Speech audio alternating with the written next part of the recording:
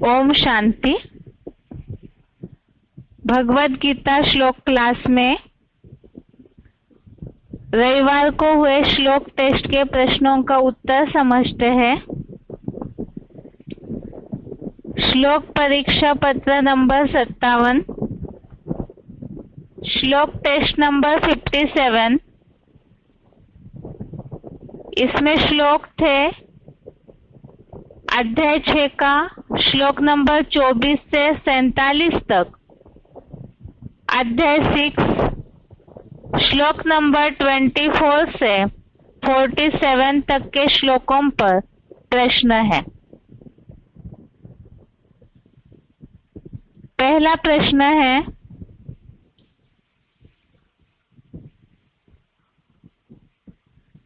निम्नलिखित प्रश्नों के उत्तर बताएं। इसमें पहला प्रश्न, मन को सहज सहज उपराम होने के लिए कितना टाइम बताया है?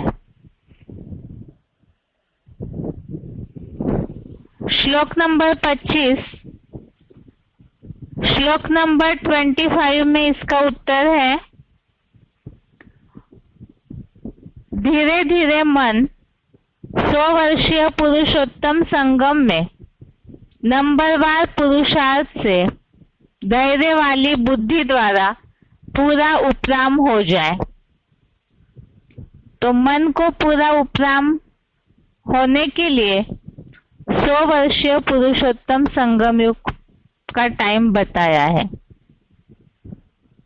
दूसरा प्रश्न है, चंचल मन को किस प्रकार वश में लाया जा सकता है? श्लोक नंबर 26, श्लोक नंबर 26। इसमें इसका उत्तर है कि मन कैसे वश में लाना चाहिए। उत्तर, अस्थिर चंचल कपि जैसा मन, जहां जहां अपनी देह के संबंधियों, स्थान विशेष या पदार्थों से हठ पूर्वक चलायमान हो, वहां वहां से इस मन को भली भांति प्रयत्न पूर्वक और धैर्य पूर्वक नियमित करके स्टार जैसी चेतन अनुरूप ज्योति बिंदु आत्मा के ही वश में ले आए। तो मन को वश में कैसे लाना है? उसके लिए ये जरूरी है कि मन आखिर भागता कहाँ कहाँ है।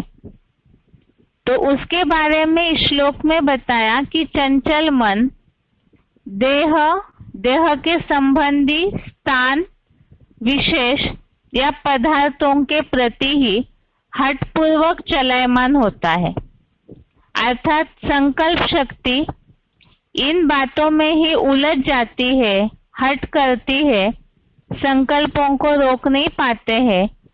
तो ऐसे समय में वहां वहां से इस मन को प्रयत्न पूर्वक और धैर्य पूर्वक नियमित करके आत्मा के ही वश में लाए, अर्थात जहां भी संकल्प शक्ति जाती है वहां से निकालकर आत्मा ज्योति बिंदु में ही संकल्प शक्ति को एकाग्र करे। तो इस तरह से चंचल मन वश में आ सकता है। तीसरा प्रश्न है, परम ब्रह्म जनित और दोष रहित सर्वोत्तम सुख किसे प्राप्त होता है? श्लोक नंबर 27, श्लोक नंबर 27 में इसका उत्तर है,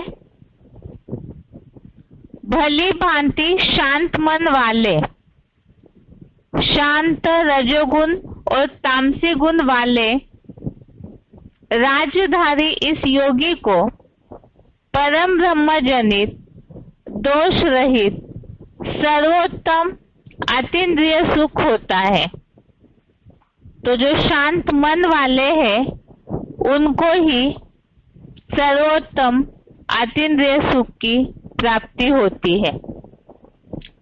अगला प्रश्न है,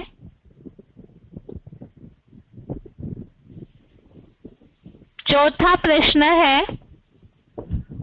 मेरे हीरो पार्टधारी रूप दिल में किस प्रकार की पुरुषार्थी आत्मा रहती है? उत्तर श्लोक नंबर 31 में, श्लोक नंबर 31 में इसका उत्तर है कि परमात्मा के दिल में किस प्रकार की आत्मा रहती है। उत्तर है, पुरुषोत्तम संगम युग के मुकर्रर अर्जुन रथ में एक व्यापी परम पिता शिव को जो योगी सब प्राणियों में नंबरवार योग ऊर्जा से स्थित मुझे भजता है, वह श्रेष्ठ योगी सब प्रकार से व्यवहार करते भी मेरे परम पार्थधारी हीरो परमात्मा रूप दिल में है। तो इसमें जो बात बताई, एक तो भगवान एक व्यापी मुकर्रर तन में है और सभी में उनकी योग ऊर्जा नंबरवार स्थित है, ऐसे समझकर जो योगी कर्म योगी बना रहता है तो वो परमात्मा के दिल में है। पांचवा प्रश्न है, परम श्रेष्ठ मान्य योगी कौन है? उत्तर श्लोक नंबर 32 श्लोक नंबर 32 में है, जो पशु पक्षी कीट आदि सब प्राणियों में आत्म भाव से सुख को व दुख को समान देखता है, वह आत्मदृष्टि वाला योगी परम मान्य है। तो परम श्रेष्ठ मान्य योगी वही है जो आत्मदृष्टि वाला है, सबको आत्म भाव से और स्थिति परिस्थितियों में समान रहता है और सबको आत्म भाव से देखता है। अगला छठा प्रश्न है, अर्जुन ने शिव बाबा से कहा, आपने साम्यता द्वारा जो यह योग कहा, उसके लिए मन की चंचलता या अपनी आसक्तियों के कारण कोई स्थिर आधार मुझे दिखाई नहीं देता है। इसका कारण क्या है? अर्थात जो श्लोकों में याद की स्थिति बनाने के लिए बताया, मन को एकाग्र करने के लिए बताया, तो उसमें उस स्थिति बनाने में अर्जुन समर्थ नहीं है, तो उसमें क्या विघ्न है? इसका उत्तर श्लोक नंबर 33 श्लोक नंबर 33 में इसका उत्तर है, जन्म जन्म की चंचल दृष्टि आत्म दृष्टि में विघ्न है। अगला सातवां प्रश्न है, योग की प्राप्ति किनके लिए कठिन है? श्लोक नंबर 36 श्लोक नंबर 36 में इसका उत्तर है, असंयत इच्छाओं से भरे पूरे इस मन रूप मनुआ वाले के लिए योग की प्राप्ति कठिन है। तो इच्छाओं से जिनका मन भरपूर है, अपनी इच्छाओं को जो त्याग नहीं पाते, असंयत मन अर्थात अनकंट्रोल्ड है मन, संयमित नहीं है, नियम पूर्वक नहीं चला पाते हैं, ऐसों के जिनकी मन की स्थिति ऐसी है, उनके लिए योग की प्राप्ति कठिन है। अर्थात याद के द्वारा जो अनुभूति होनी चाहिए चंचल मन के कारण वो प्राप्त होना कठिन है। अगला 8वां प्रश्न है,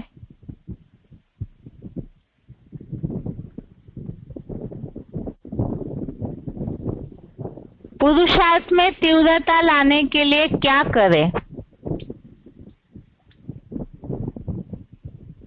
उत्तर श्लोक नंबर 36, श्लोक नंबर 36 में ही इसका उत्तर है। पुरुषार्थ में तीव्रता लाने के लिए निरंतर वैराग्य और मामेकम की अव्यभिचारी याद करना है।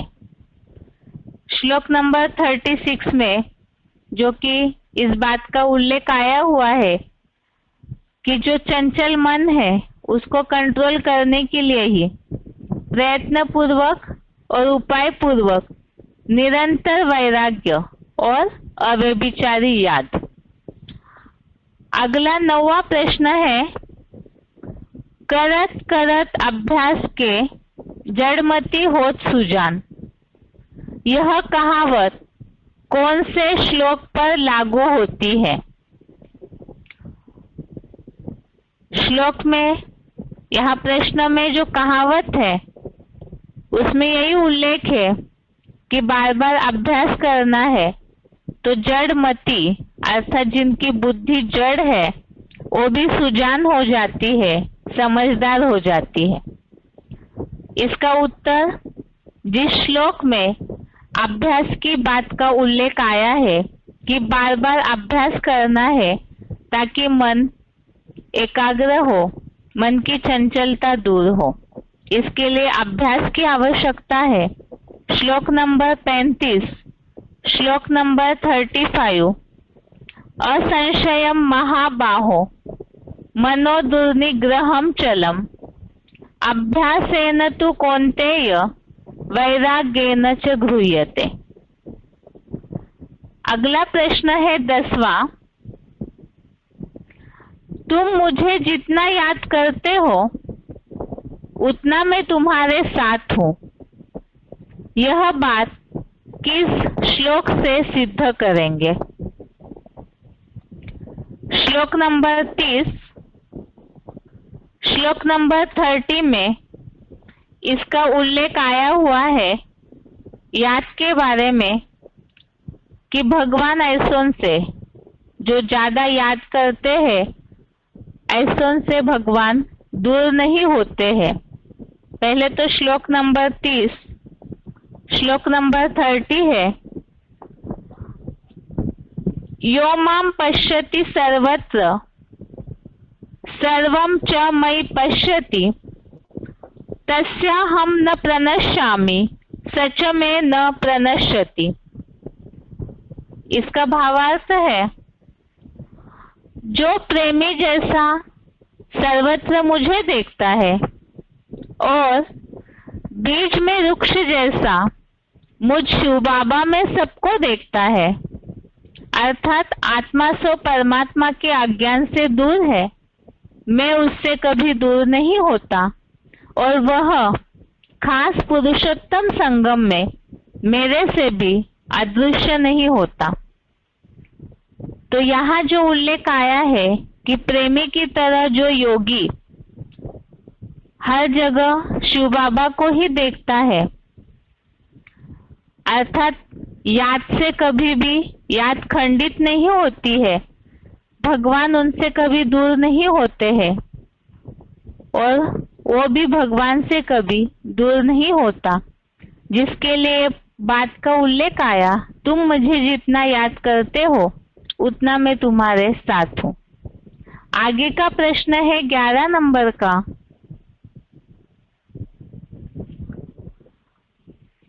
पाप कर्म भस्म किए बिगर आत्मा शांति धाम वापिस नहीं जा सकती, इसके लिए लागू होने वाला श्लोक, पाप कर्म भस्म होने के बाद ही आत्मा शांति धाम वापिस जा सकती है। तो इसके लिए पाप भस्म हुए हैं और शांति धाम का भी उल्लेख निर्वाण धाम के रूप में आया हुआ है। ये श्लोक है 45 नंबर, श्लोक नंबर 45। प्रयत्नात् यत् मानस्तु योगी संशुद्ध किल्बिषः अनेक जन्म संसिद्ध ततो याति पराम गतिम। अर्थात प्रयत्न पूर्वक योगाभ्यासी योगी संपूर्ण पाप के धुल जाने पर अनेक जन्म में संपूर्ण सिद्ध हुआ बाद में विष्णु रूप परम गति को पाता है। श्लोक समझते समय हमने इन बातों को समझा है। इस सृष्टि पर परम धाम को उतारना, निर्वाण धाम जाना, निर्वाण पद की प्राप्ति और विष्णु रूप परम गति, ये सब बातें एक ही है। तो इसमें जो उल्लेख आया है प्रयत्न पूर्वक, अर्थात जो पुरुषार्थ करते करते योगाभ्यासी याद के द्वारा अपने पाप को पूरी तरह नष्ट करते हैं, पाप धुल जाने पर विष्णु रूप परम गति को पाता है। अगला प्रश्न है 12वां। सिर्फ एक शिव बाबा के सिवा कोई भी गुरु प्रश्नों का उत्तर नहीं दे सकते हैं। संबंधित श्लोक का अर्थ बताएं। यहाँ प्रश्नों का उत्तर देने की बात अर्थात संशयों का निराकरण करना, समस्याओं का समाधान करने की बात, ये उल्लेख आया है श्लोक नंबर 39 में। श्लोक नंबर 39 में इस तरह का उल्लेख है जो अर्जुन ने भगवान से कहा है कि भगवान के सिवाय और कोई भी पूरी तरह से जड़ सहित सारे संशयों का समाधान नहीं कर सकता है। श्लोक का अर्थ है, श्लोक नंबर 39, हे आकर्षण मूर्ख, मेरे इस संदेह को जो दोबारा न उठे ऐसे पूरी तरह जड़ सहित नष्ट करने में समर्थ हो, क्योंकि ऊंचे से ऊंचे आप भगवंत जैसा इस संशय का साक्षात नाश करता आपके सिवा दूसरा संसार भर में कोई अखूट ज्ञान भंडारी नहीं मिल सकता। तो इसमें यही उल्लेख है, एक भगवान ही अखूट ज्ञान के भंडारी है, इसीलिए जड़ सहित सारी बातों को, संशयों को नष्ट करने के लिए समर्थ है। और उसके अलावा अन्य जो मनुष्य गुरु होते हैं तो उनका ज्ञान तो शास्त्रों में बंधा हुआ है, उन्हें अखूट भंडारी नहीं कह सकते। अगला 13वां प्रश्न है, मन के स्वाभाविक गुणधर्म क्या क्या है? श्लोक नंबर 34, श्लोक नंबर 34 में मन के सारे गुणधर्मों के बारे में उल्लेख आया है, जो कि अर्जुन इन बातों को समझ रहे हैं कि मन किस तरह से उसकी स्थिति है, उसकी स्वाभाविक गुणधर्म क्या है। उत्तर है, मन बंदर जैसा चंचल है, इंद्रिया मथ डालता है, बड़ा बलवान है, हठी है, सात्विक बुद्धि रहित, बेलगाम घोड़े का रोकना, मुश्किल से हठयोग पूर्वक रोकी जाने वाली प्राण वायु समान अति कठिन है।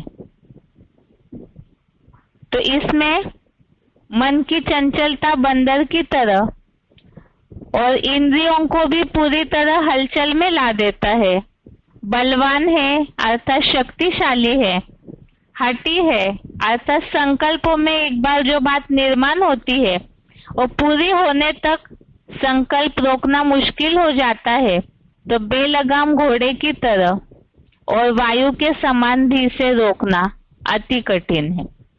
अगला प्रश्न है,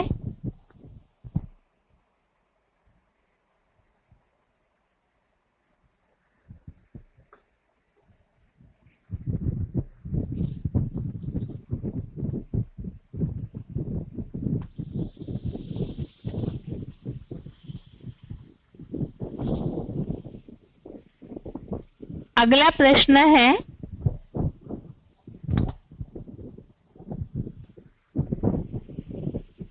ग्रुप बी का प्रश्न है, निम्नलिखित श्लोक का अर्थ बताएं।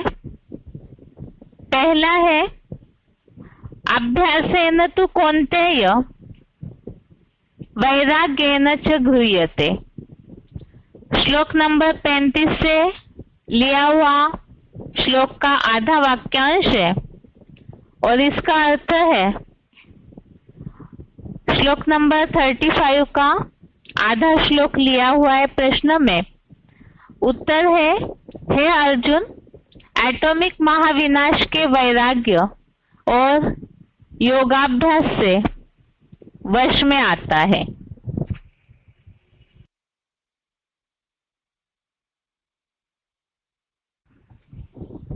दूसरा प्रश्न है, यो मां पश्यति सर्वत्र सर्वं च मयि पश्यति। श्लोक नंबर 30 श्लोक नंबर 30 से श्लोक का आधा वाक्यांश लिया है। इसका अर्थ है, जो प्रेमी जैसा सर्वत्र मुझे देखता है और बीज में वृक्ष जैसा मुझ शिव बाबा में सबको देखता है। अगला तीसरा प्रश्न है ग्रुप का, रिक्त स्थानों की पूर्ति करें। इसमें पहला वाक्य है, असंयत डैश मन डैश वाले के लिए योग की प्राप्ति कठिन है। इसमें रिक्त स्थान दो है, एक तो इच्छाओं से भरे पूरे इस और दूसरा रूप मनुआ वाले के लिए। वाक्य पूरा, असंयत इच्छाओं से भरे पूरे इस मन रूप मनुआ वाले के लिए योग की प्राप्ति कठिन है। दूसरा प्रश्न है, श्लोक नंबर 32 श्लोक नंबर 32 के भावार्थ से लिया हुआ वाक्य है, जो पशु पक्षी कीट आदि सब प्राणियों में आत्मभाव से डैश व डैश को समान देखता है, वह डैश वाला योगी परम मान्य है। तो इसमें उत्तर है, सुख को व दुख को। और अगला रिक्त स्थान का उत्तर है, आत्मदृष्टि वाला। वाक्य पूरा, जो पशु पक्षी कीट आदि सब प्राणियों में आत्मभाव से सुख को व दुख को समान देखता है, वह आत्मदृष्टि वाला योगी परम मान्य है। अगला प्रश्न है, ग्रुप चौथा का, निम्नलिखित महावाक्यों के श्लोक के आधार पर समझाने दे।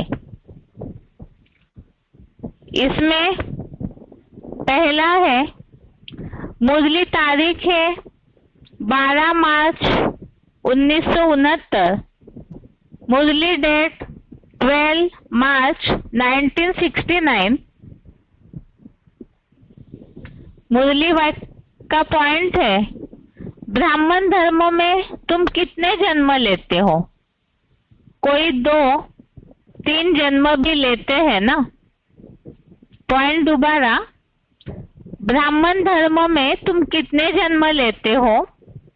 कोई 2-3 जन्म भी लेते हैं ना। तो श्लोकों में जहां बात चल रही है योग भ्रष्ट पुरुष की गति का विषय, तो उसमें जन्म लेकर के ऐसी आत्माएं दोबारा फिर से ब्राह्मण बनती है। यहाँ जो पॉइंट में उल्लेख है, ब्राह्मण जन्म में 2-3 जन्म भी लेते हैं। इस आधार से श्लोक में जहां इन वाक्यों का प्रूफ आया है कि ऐसे जो योग भ्रष्ट व्यक्ति है और दोबारा जन्म लेते हैं, उनकी दुर्गति नहीं होती और फिर से वो आत्माएं ब्राह्मण बनते हैं, ऐसे घरों में ही जन्म लेते हैं। इसका उल्लेख आया है श्लोक नंबर 41, श्लोक नंबर 42 में, श्लोक नंबर 41, श्लोक नंबर 42 में। आगे के श्लोकों में तो किस तरह से दोबारा पुरुषार्थ करने लगते हैं इसका उल्लेख है। तो ये 2 श्लोक है। पहला तो श्लोक नंबर 41 है, प्राप्य पुण्य कृताम लोकान उषित्वा शाश्वती समाः शुचीनाम श्रीमताम गेहे योग भ्रष्टो अभिजायते। अर्थात योग भ्रष्ट व्यक्ति पापात्माओं के नारकीय लोक में सीधा नहीं जाता, पुण्यात्माओं के लोकों को यही पाकर अनेक वर्षों तक साधारण समझे गए प्रजावर्ग के सामान्य जीवन में रहकर श्रेष्ठ कुल के एक नारी सदा ब्रह्मचारी गृहस्थियों में पवित्र श्रीमंतों के घर में जन्म लेता है। और इसी प्रकार अगले श्लोक में भी जन्म की बात आई हुई है। श्लोक नंबर 42 है, अथवा योगिनामेव कुले भवति धीमताम एतत् हि दुर्लभतरम लोके जन्म यदीदृशम्। अर्थात अथवा बुद्धिमान योगियों के लगनशील किंतु संशयालु बने ब्राह्मणों के अधूरे कुल में ही पैदा होता है, किंतु ऐसा साक्षात माहेश्वरी सूर्यवंशियों के परिवार में जो जन्म है, इस पुरुषोत्तम संगम में तीव्रतर पुरुषार्थियों के लोक में अति कठिन है। दूसरा पॉइंट है, अर्थात दूसरा प्रश्न है, इसमें मुरली का पॉइंट है। मुरली तारीख 9 जनवरी 1968, मुरली डेट 9 जनवरी 1968। पॉइंट है, अभी रामचंद्र की पूजा करते हैं, उनको भी यह पता नहीं है कि राम कहाँ गया। यह तुम बच्चे ही समझते हो। राम की आत्मा तो जरूरी रहती होगी यहाँ। इम्तिहान में नापास होते हैं, परंतु कोई न कोई रूप में होंगे तो जरूर ना। यहाँ ही पुरुषार्थ करते रहते हैं। इतना नाम बाला जो है सो जरूर आवेंगे, उनको नॉलेज लेनी पड़ेगी। अभी कुछ भी मालूम नहीं पड़ता है।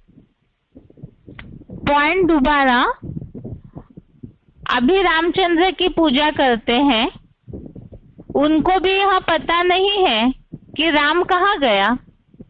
यह तुम बच्चे ही समझते हो। राम की आत्मा तो जरूर रहती होगी यहाँ। इम्तिहान में नापास होते हैं, परंतु कोई ना कोई रूप में होंगे तो जरूर ना। यहाँ ही पुरुषार्थ करते रहते हैं। इतना नाम बाला जो है सो जरूर आवेंगे, उनको नॉलेज लेनी पड़ेगी। अभी कुछ भी मालूम नहीं पड़ता है।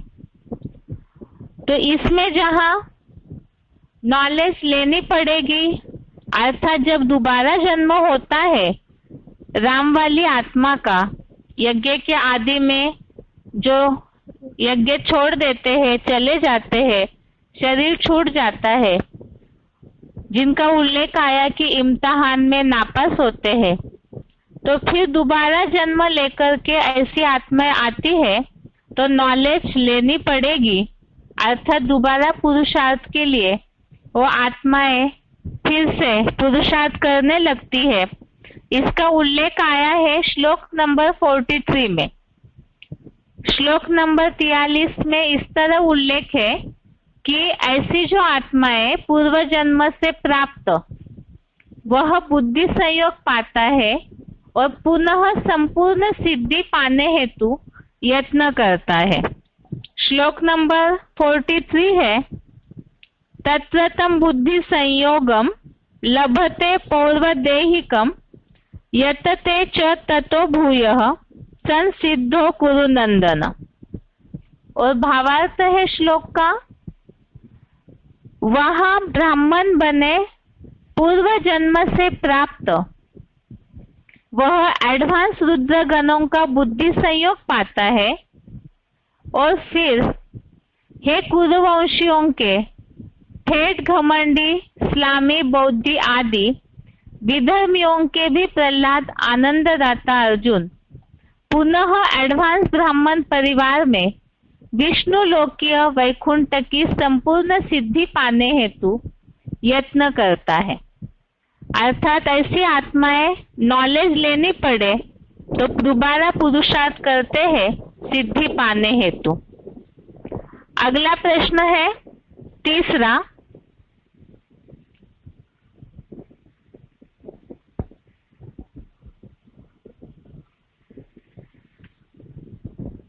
मुरली पॉइंट है,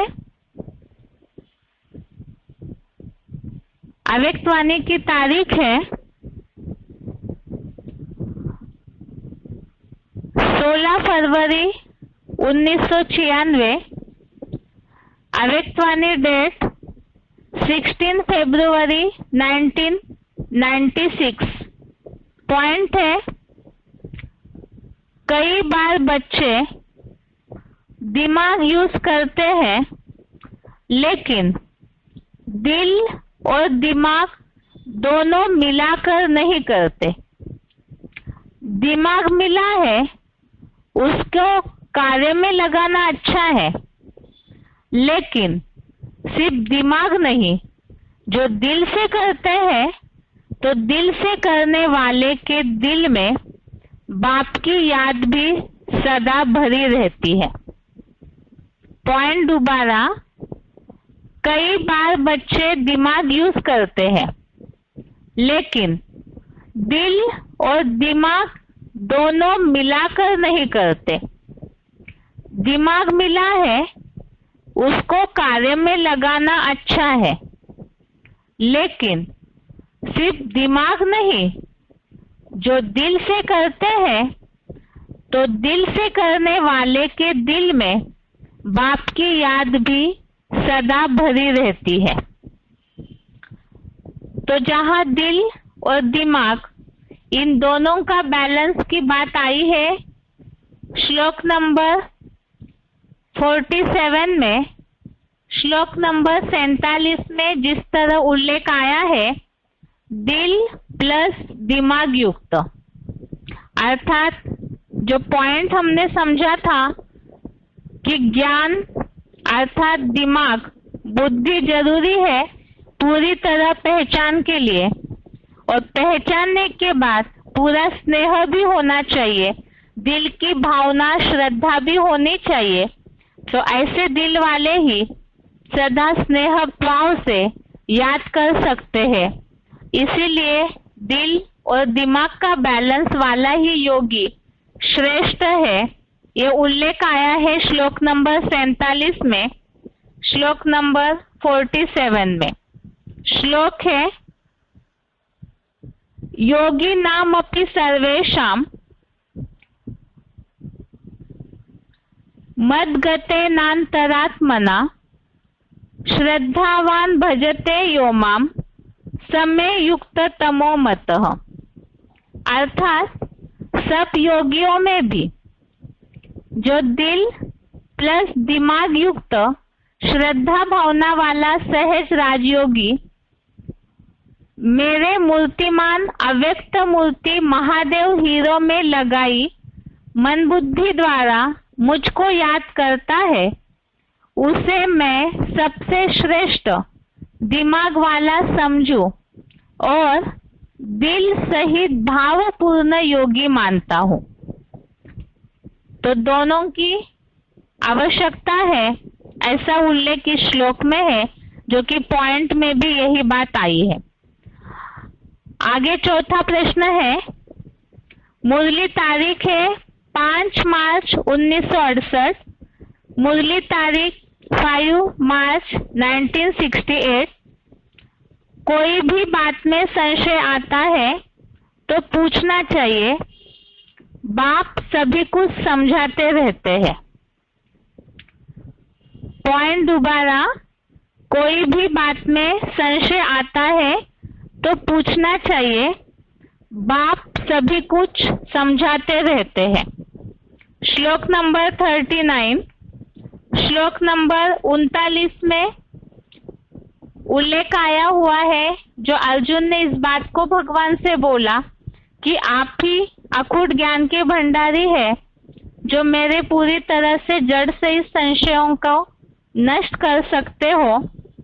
ये श्लोक है, एतन में संशयम कृष्ण चेत्तुमर्हस्य शेषतः त्वदन्यः संशयस्यास्य चेत्ता न ह्युपपद्यते। श्लोक के भावार्थ है जिसमें इस बात का उल्लेख आया हुआ है कि एक भगवान ही संशय का निराकरण करते हैं।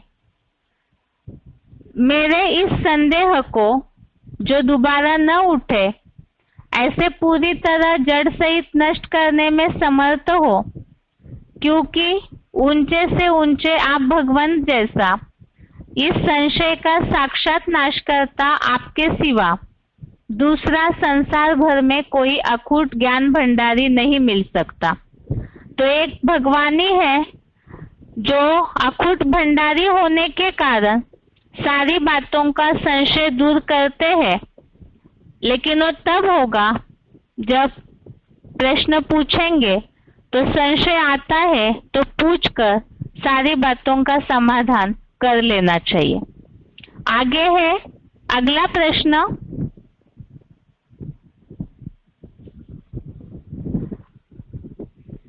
ग्रुप 5वां का लास्ट प्रश्न है ये। पुरुषार्थ की शुरुआत से लेकर अंत तक की परिपक्वता पाने के लिए मन को कैसे वश में करना है, उसके लिए बाबा ने कौन कौन से श्लोक बताए हैं। बाबा की व्याख्या के अनुसार अर्थ सही श्लोक बताए। तो मुरलियों में जिस तरह से बातों का उल्लेख आया है, इंद्रियों को भी कंट्रोल करना जरूरी है और मन कंट्रोल करने के लिए जैसे बताया जाता है मुरलियों में, घड़ी घड़ी अपन को आत्मा समझो, बार बार मन बुद्धि को आत्म ज्योति बिंदु में स्थिर करना है। और जैसे देह के संबंधी देह के पदार्थों में जहां भी बुद्धि जाती है तो वहां से मन को कंट्रोल करना है और कंट्रोल करके आत्मिक स्थिति की प्रैक्टिस करनी है। और इसके लिए जरूरी है लगातार इस दुनिया से वैराग्य और अभ्यास। इन्हीं बातों का श्लोक में उल्लेख आया हुआ है। सबसे पहले तो इंद्रियों को नियमित करना है, फिर मन को। तो श्लोक नंबर 24, श्लोक नंबर 24, इसका भावार्थ है, संकल्प से पैदा इस सब कामनाओं को निसंकल्प हो पूरी तरह त्याग कर मन से ही इंद्रिय समूह को सब ओर से विशेष रूप से नियमित कर।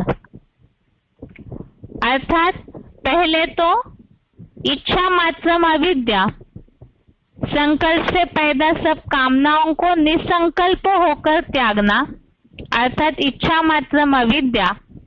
और इंद्रिय प्रबल है, इसलिए मन के संकल्पों के द्वारा इंद्रियों को कंट्रोल करना, अर्थात संकल्पों से ही पहले इंद्रियों को, जहां जहां भी संकल्प चलते हैं, आंखें चंचल हुई या कोई और इंद्रिया चंचल हुई तो संकल्पों को कंट्रोल करना। अब इसके अलावा मन की स्थिति के लिए श्लोक नंबर 25, श्लोक नंबर 25 में बताया कि इतना आसानी से मन भी कंट्रोल तो होगा नहीं, तो लगातार उसकी प्रैक्टिस करनी है। इसलिए बताया धीरे धीरे मन धैर्य वाली बुद्धि द्वारा पूरा उपराम हो जाए। उपराम अर्थात ऊंची स्टेज में ले जाने की कोशिश करनी है। मन बुद्धि बल को चैतन्य आत्म बिंदु में पूरा स्थिर करके स्वर्ण लिंग रूप सगुण प्लस निर्गुण आत्मा सदाशिव ज्योति सिवाय कुछ भी चिंतन न करे। अर्थात घड़ी घड़ी अपन को आत्मा समझने की प्रैक्टिस करनी है और आत्मिक स्थिति में पूरी तरह मन बुद्धि को स्थिर करके एक शिव बाबा दूसरा न कोई ऐसी स्थिति में टिकना है। और ऐसी प्रैक्टिस करते समय जो समस्या आती है उसके बारे में श्लोक नंबर 26 श्लोक नंबर 26 में बताया। अस्थिर चंचल कपि जैसा मन जहां जहां अपने देह के संबंधियों स्थान विशेष या पदार्थों से हठपूर्वक चलायमान हो, वहां से इस मन को भली भांति प्रयत्न पूर्वक और धैर्य पूर्वक नियमित करके स्टार जैसी चेतन अनुरूप ज्योति बिंदु आत्मा के ही वश में ले आए। अर्थात जहां जहां भी मन भागता है, कभी अपनी देह की चिंता के प्रति, कभी संबंधियों के लिए, कभी पदार्थों के लिए संकल्प बार बार निर्माण होते हैं, अर्थात संकल्प चलायमान होते, हट करते हैं, तो वहां से मन को अर्थात संकल्प शक्ति को नियमित करना है, अर्थात कंट्रोल करना है और आत्मिक स्थिति में स्थिर करना है।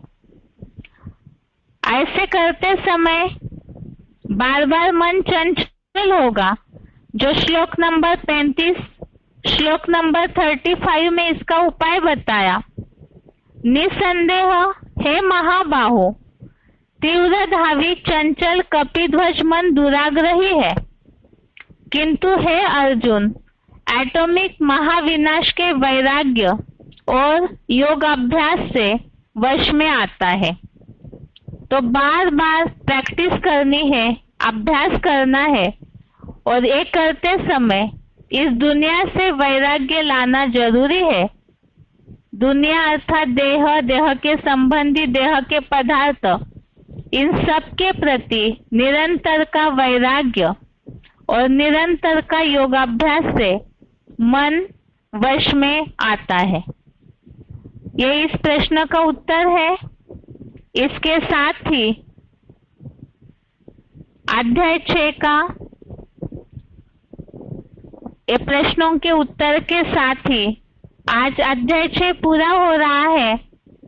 कल से नया अध्याय 7वां अध्याय गीता क्लास में शुरू होगा। आज के लिए गीता क्लास यहाँ तक ही। ओम शांति।